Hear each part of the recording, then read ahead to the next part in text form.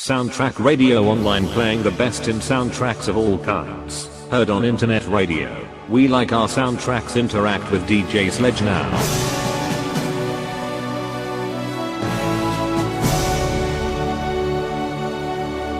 Sledge's John Barry tribute.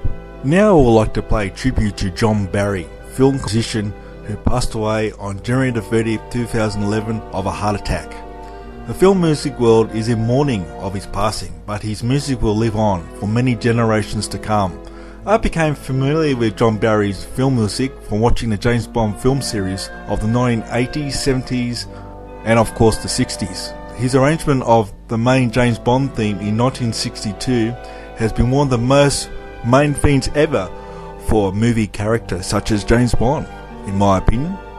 There's been a dispute in recent years who actually wrote the theme, which has always been credited to Monty Norman, which you can read elsewhere. Over his film music career, he wrote and composed numerous classic film and TV music, which can be heard today in such films as the James Bond films, Zulu 1964, Born Free 1966, The Deep 1977, The Cotton Club 1984, Out of Africa 1986, and my all-time favourite Dances with Wolves 1990, and his last film soundtrack being Edma 2001. Famous TV theme was Persuaders 1971. He won 5 Academy Awards for films such as Dances with Wolves, one of my favourites, Out of Africa, Born Free, including song, and The Lion in Winter 1968. Also, John Barry won other awards such as Grammys, a BAFTA, and would you believe it, a Razzie Award for the worst music score for the Lone Ranger film in 1981. John Barry has influenced many other film composers like the current James Bond film composer David Arnold, who paid tribute to John Barry